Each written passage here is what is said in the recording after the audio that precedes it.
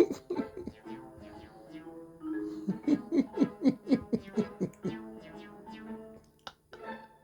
God, please, no! No! As the saying goes, no pain, no gain. Let's take a look at China's subway system.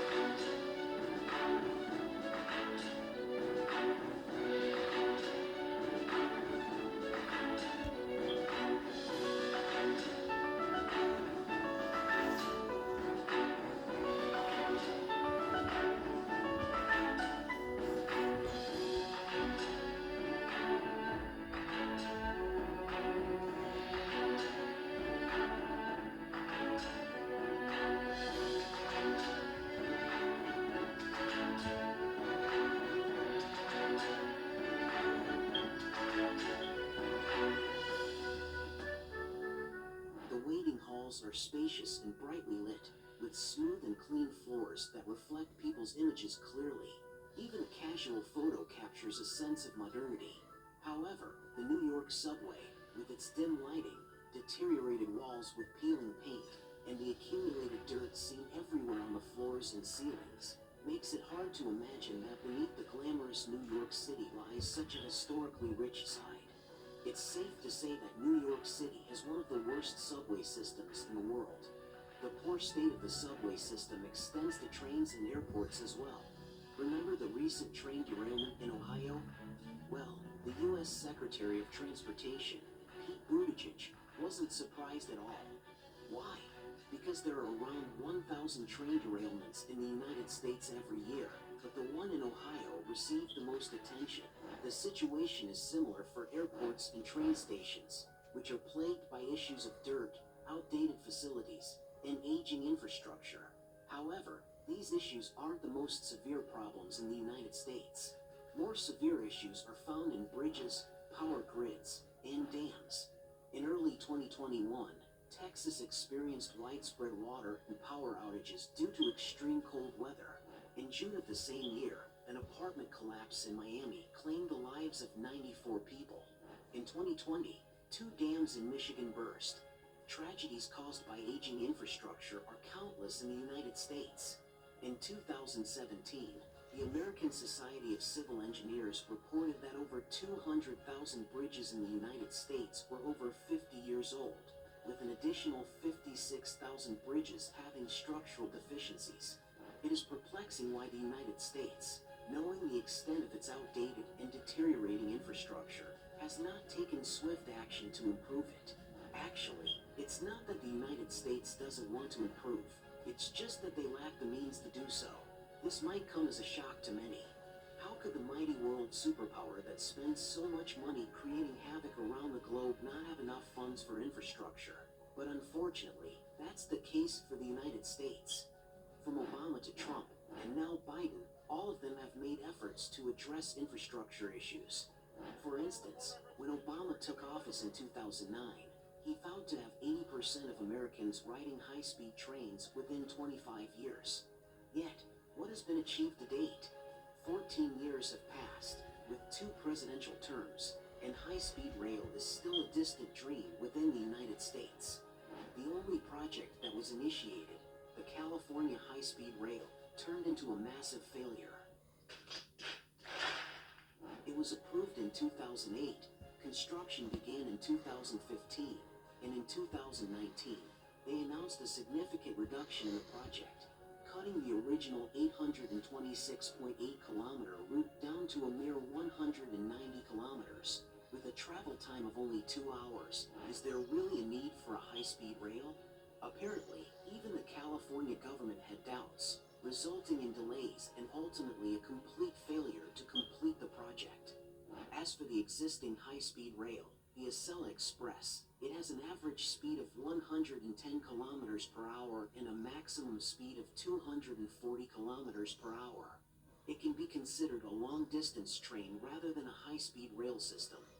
In stark contrast, China's C-500 high-speed trains can reach a maximum speed of 505 kilometers per hour, demonstrating a vast difference. The Acela Express has been in operation since 1993, and after 30 years, it's no wonder it's been left behind by the times.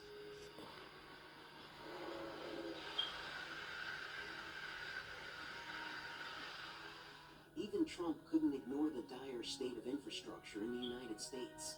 He planned to spend $1.5 trillion to rebuild the country's infrastructure, including roads, dams, bridges, power grids, and more.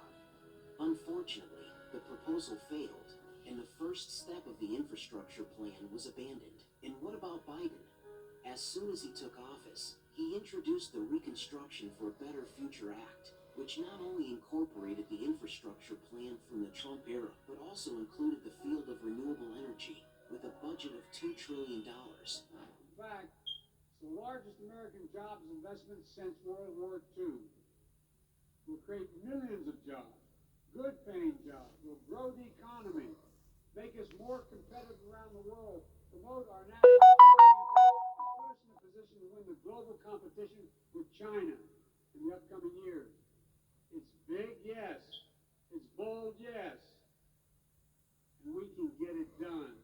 However, like his predecessors, Biden faced a significant challenge. There was no money.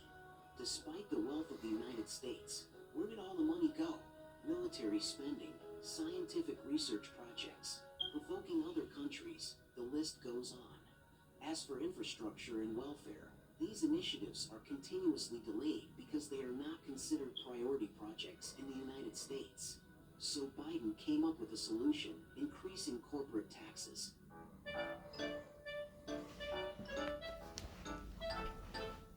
This didn't sit well with Trump. Are our leaders? How stupid are these politicians to allow this to happen?